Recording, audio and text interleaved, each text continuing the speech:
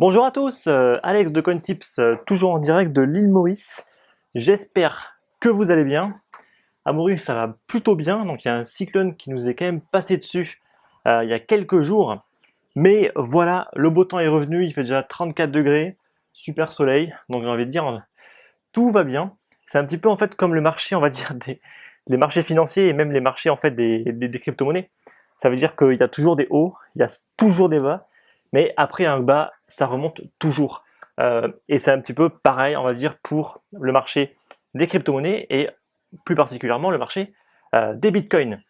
Parce que voilà, comme d'habitude, il y a une correction, comme d'habitude, il y a une grosse prise de panique, comme d'habitude, il y a beaucoup de personnes qui ont perdu de grosses quantités d'argent, mais ça, bien évidemment, personne ne vous le dira.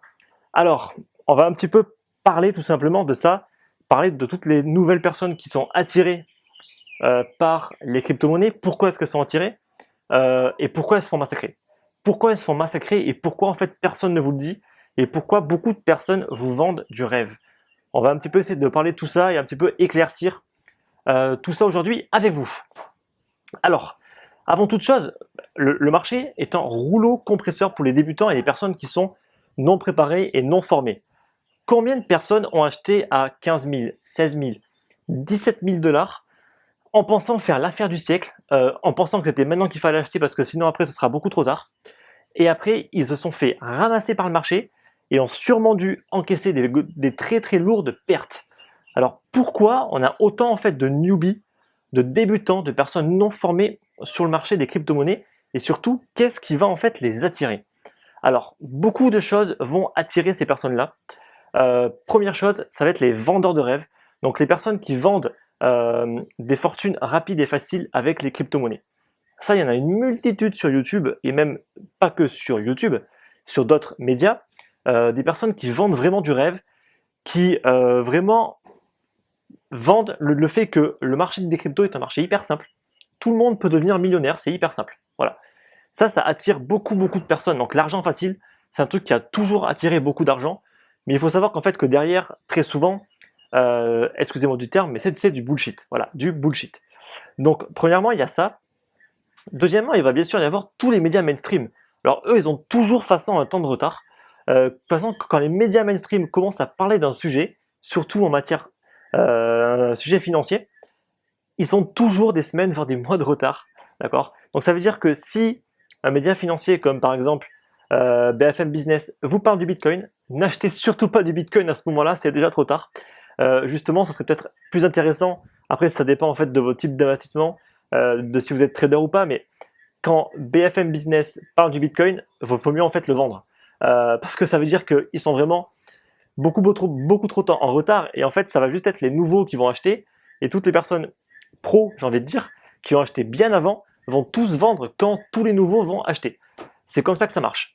Et ça a toujours été comme ça en fait, c'est pas que dans le monde des crypto-monnaies, c'est aussi dans le monde financier en général, quand les médias mainstream parlent d'un sujet, il faut toujours vendre parce qu'ils sont toujours à la ramasse, ils sont toujours en retard et ils vont juste attirer en fait des nouveaux pour acheter, des nouveaux en général qui n'y connaissent absolument rien, parce que je peux vous assurer que les pros ne tirent pas leur info de BFM Business ou des autres médias mainstream, ça je peux vous l'assurer. Il y a des personnes beaucoup plus expérimentées qu'on peut trouver sur internet que les médias qu'on peut trouver sur notre télé. Conseil, hein, moi je vous le donne juste, mais c'est un conseil, hein, de ne pas tenir compte de tout ce qu'on peut entendre sur la télévision. Ensuite, qu'est-ce qui va attirer toute cette nouvelle masse? Les sites d'échange, donc pas tous bien sûr, mais beaucoup qui ressemblent à des casinos. On peut prendre eToro par exemple, Bitfinex. Tous ces sites-là, c'est des casinos, d'accord? Même Coinbase, pour moi, ça reste plus ou moins un casino, même s'il est quand même plus ou moins légitime comparé à d'autres sites. Mais en fait, quand je dis que c'est un casino, c'est pourquoi? Parce que d'une part, les frais de transaction sont hyper élevés et on va en fait fournir des moyens de paiement non conventionnels. Normalement, en fait, dans les marchés financiers, on payera jamais en carte de crédit, d'accord? Par exemple, si on veut aller trader sur un site très connu, par exemple comme Interactive Booker, ce site demande un dépôt de 10 000 dollars minimum, voilà. Et bien évidemment, c'est pas en carte de crédit qu'on va payer ça, d'accord? C'est en virement bancaire. quand je vois en fait tous les sites comme Coinbase, comme eToro, qui permettent à n'importe qui de pouvoir acheter même de très faibles quantités, par exemple 20, 30, voire 100 euros, avec des frais qui sont aux alentours des 3-4%, je me dis mais waouh, mais les gens sont fous. Ça veut dire que sur 100 euros, ils vont quand même payer 4 euros de frais juste pour le site. Et ensuite, bien évidemment, ils peuvent appliquer un taux qui est soit avantageux, soit désavantageux pour vous. Donc tous ces sites-là, en fait, vont vous fournir des outils extrêmement simples à la portée de tous, et ça va attirer beaucoup de monde. Et très souvent, ils vont attirer en fait des personnes qui n'y connaissent rien, qui vont acheter parce que tout le monde achète, donc ils vont juste acheter, et ils vont se faire massacrer comme beaucoup. Mais ça, bien évidemment, personne n'en parle. Alors ensuite, qu'est-ce qui va attirer aussi beaucoup de monde? Ça va être tous les influenceurs qui vont essayer un petit peu, donc ça rejoint un petit peu le premier point que j'ai abordé. Beaucoup de personnes font passer le trading, par exemple, comme un passe-temps. En fait, le trading, c'est hyper simple. On a juste à se connecter une demi-heure le matin, on prend nos positions et c'est fini. La journée, ça travaille pour nous et nous, on n'a plus rien à faire. Voilà. C'est un petit peu ça ce que beaucoup essaient de vendre. Mais j'ai envie de vous dire en fait que le métier de trader, c'est pas ça. Alors peut-être qu'un trader qui a 3, 4, 5 ans d'expérience peut se permettre de faire ça, mais les nouveaux, je peux vous assurer que il va falloir vraiment cravacher et beaucoup travailler pour arriver à un niveau comme ça. Ça, c'est la réalité. Ensuite, qu'est-ce qui va attirer beaucoup de monde? Ça va être l'affiliation. L'affiliation, c'est très mauvais. Par exemple, on a pu voir qu'avec ByteConnect, avec eToro, encore une fois, ou même Genesis Mining, beaucoup d'acteurs, parfois avec un nombre incroyable en fait d'abonnés, vont promouvoir à des buts financiers uniques, d'accord? Par exemple, ByteConnect, il y a plein de personnes qui font de la promotion pour ByteConnect, qui ont le culot en fait parfois de même faire une vidéo pour taper sur ByteConnect et qui au final vous donnent un lien d'affiliation. J'ai envie de dire quand même, si c'est pas du foutage de gueule ça. Donc vraiment beaucoup de personnes font de la pub, mettent en avant des très mauvais sites comme ByteConnect qui a fermé. Donc combien de personnes en fait qui n'y connaissent rien ont suivi des conseils de pseudo experts financiers, youtubeurs qui ont dû acheter peut-être il y a un mois sur ByteConnect et qui aujourd'hui en fait se retrouvent sur la paille parce qu'ils ont tout perdu. Par contre, les mecs qui ont fait de la promotion, eux, ils se sont bien gavés. Ça, c'est quand même un des gros problèmes qu'il y a avec l'affiliation.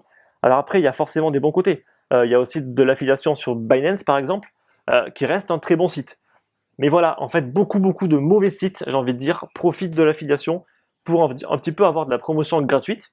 Regardez juste l'exemple de Nabila. Franchement, c'est une véritable blague. Mais qu'est-ce qui se passe? En gros, elle, bien évidemment, elle s'en fout en fait du Bitcoin. Elle touche juste une commission. C'est exactement le même principe. On s'en fout complètement en fait du site, de qu'est-ce qu'on va faire en fait comme promotion. On s'en fout. Nous, on voit juste l'argent. Voilà, c'est ça en fait ce genre de personnes qui vont faire de la promotion pour ByteConnect, pour eToro, etc. Donc ça attire beaucoup de personnes qui vont encore une fois se faire massacrer. Et ensuite, les dires, donc les blabla. Beaucoup de personnes vont dire moi j'ai gagné tant, sur les forums de discussion, dans les commentaires. Personne va dire moi j'ai perdu 10 000 $. Non, jamais de la vie. Personne va dire qu'il a perdu de l'argent parce que c'est un sujet qui est hyper tabou. Par contre, dès qu'on gagne le moindre euro, alors là on va le crier sur tous les toits. Et donc forcément ça va, on va dire, ça va donner envie à beaucoup de personnes. Et tout ça en fait, c'est un nom, d'accord, c'est un syndrome qui est le FOMO. Donc le FOMO, c'est F-O-M-O, ça veut dire fear of missing out.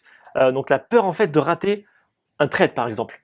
Donc en gros, tout le monde entend parler du Bitcoin et tout le monde se dit oh, c'est maintenant qu'il faut acheter, après ça va être trop tard. C'est l'occasion du siècle, il faut que je rentre maintenant. Et tous ces personnes-là vont rentrer à 15 000, 16 000, voire même plus. Et quand ils vont voir le Bitcoin retomber à 10 000, ils vont prendre mais complètement peur. En plus, ils vont voir des news de partout qui vont crier effondrement du Bitcoin, est-ce la fin du Bitcoin, explosion de la bulle et tout. Qu'est-ce qu'ils vont faire? Ils vont vendre. Ils vont encaisser une perte de 30%. Voilà. C'est à peu près ça, on va dire, la majorité des gens. Malheureusement, ils se font massacrer. Mais ça c'est pareil. Personne ne vous le dit. Tout le monde vous vend un monde merveilleux. Tout le monde gagne dans le monde des crypto-monnaies. Ah ouais. Et tout le monde gagne pendant 2 à 3 semaines, voire 1 ou 2 mois quand le marché est hyper bullish. Mais dès que le marché commence un petit peu à se retourner, c'est le massacre. Alors, quels conseils, on va dire, je peux vous donner pour que vous puissiez bien débuter? J'ai quelques conseils assez importants à vous donner, donc restez bien jusqu'à la fin. En gros, mon premier conseil, ça va être de vous former. Alors, la formation, c'est quand même la base, d'accord? On apprend toujours des meilleurs. On va pas apprendre des mecs qui sont en bas, non, on va toujours apprendre des mecs qui sont en haut, d'accord? C'est eux qu'il faut qu'on vise. Et pour ça, il faut se former. Je veux dire, il n'y a pas de secret, il faut se former pour ça. Donc, c'est vraiment essentiel pour atteindre ces objectifs. Alors, je vous arrête tout de suite avec le pourquoi je paierai, parce que tout est gratuit. Ça, c'est un truc qui revient assez souvent. Mais moi, en fait, le seul truc que je vais vous répondre à ça, c'est si tout est gratuit, alors pourquoi vous n'êtes pas déjà millionnaire? Voilà. J'ai rien d'autre de plus à rajouter. Ensuite, arrêtez en fait de croire tout ce que vous lisez sur Internet, toutes les news. Oh, mais vous n'imaginez pas le nombre de bêtises, le nombre d'erreurs que je vois mais tous les jours, ou même de très mauvais conseils qui sont donnés. Parce que vraiment, en fait, il y a beaucoup de personnes qui se permettent de faire des vidéos, qui se permettent de donner des conseils, mais en fait, très souvent, pour moi, elles ne devraient pas, parce qu'elles disent beaucoup de choses qui sont fausses. Donc, toutes les personnes qui disent, donc moi, j'ai gagné X sur Internet, etc. Donc ça, je vais le dire et je vais le redire, c'est un sujet hyper tabou, en fait, de parler des pertes, d'accord? Donc, on ne parle pas de pertes. Donc, ça, c'est vraiment un truc qui est hyper important. Beaucoup perdent. Donc, concernant les news, vraiment double-checker, triple-checker tout ce que vous pouvez lire, d'accord? Parce qu'il y a tellement de fast news, d'erreurs, de très mauvais conseils en investissement. C'est à vous à faire votre taf, quoi. C'est à vous à faire votre taf et à ne pas croire en fait le premier venu. C'est comme moi, en fait, je vous demande pas, je ne demande pas à ce que vous croyez tout ce que je dis. Au contraire, moi, je veux que vous vérifiez tout ça. Vérifiez 2 fois, 3 fois avec plusieurs personnes, voir s'ils disent plutôt la même chose. Et en général, si beaucoup de personnes disent la même chose, il y a beaucoup de chances que ce soit vrai, même si parfois ça peut quand même être faux. Donc c'est à vous à faire votre taf. Mais voilà, vraiment arrêtez en fait de croire tout ce qu'on peut lire, voir, entendre par rapport aux crypto-monnaies, par rapport au Bitcoin. Le Bitcoin est une bulle, alors ça j'ai beau l'entendre, mais un nombre innombrable de fois, quoi. Combien de fois le Bitcoin est mort? Depuis 5 ans, depuis 6 ans, tout le monde dit à chaque fois la bulle va exploser, la bulle va exploser. Oui, bien évidemment qu'il y a une bulle, bien évidemment qu'il y a un marché haussier, qu'il y a un marché baissier. Oui, on peut perdre 50%, mais ça a toujours fait ça. Ça a toujours fait ça. Alors pourquoi à chaque fois c'est rebelote? J'ai l'impression qu'à chaque fois les gens n'apprennent pas. Ils n'apprennent pas. Ou alors c'est uniquement des personnes qui n'y connaissent rien qui parlent, et tous ceux qui y connaissent, eux, ils disent rien et ils se font de l'argent en silence. Peut-être que ça marche aussi comme ça. Ensuite, qu'est-ce que je peux donner comme autre conseil? J'ai fait une vidéo que je vais justement vous mettre à la fin, justement qui parle de pourquoi beaucoup de personnes n'arrivent pas à dépasser en fait les caps des 100 000 euros en investissement. Voilà. Donc je vais vous inviter à la fin de cette vidéo d'aller la voir. Je pense que c'est assez intéressant d'un point de vue psychologique toujours. Ensuite, un autre conseil, ça va être de commencer petit. Ça sert à rien en fait de commencer gros dès le début. Ok, vous avez 10K à investir, ça sert à rien de faire un all-in direct. Faites-vous un plan d'investissement précis et investissez peut-être sur 1, 2, 3 ans vos 10 000 euros. Ne faites pas un all-in comme beaucoup peuvent faire un all-in parce que voilà, le FOMO, la peur en fait de rater le trade, donc on va tout mettre d'un seul coup, quitte à se faire ramasser la gueule. Donc vraiment, commencez petit, ne vous inquiétez pas en fait, le marché ne va pas disparaître demain.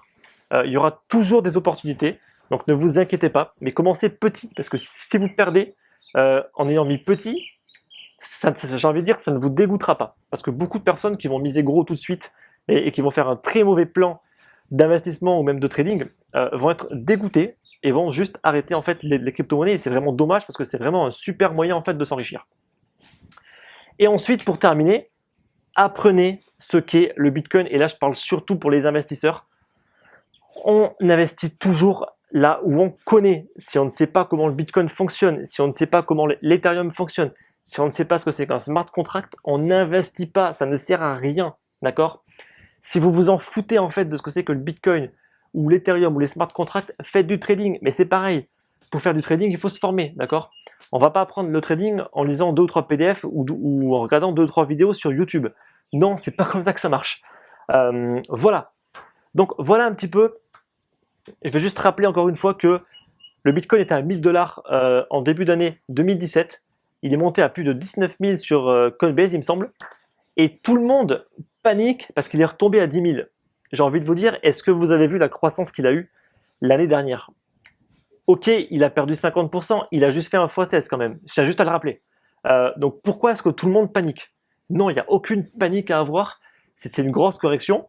Bien évidemment, à cause de quoi? D'un effet boule de neige. Pourquoi? Parce qu'il y a une correction classique qui va être amplifiée par des fondamentaux à cause de ce qui se passe en Corée, à cause de ce qui se passe en Chine avec les mineurs, et aussi à cause en fait de toutes les personnes qui parlent de bulles, qui font des vidéos catastrophiques, la fin du Bitcoin, etc.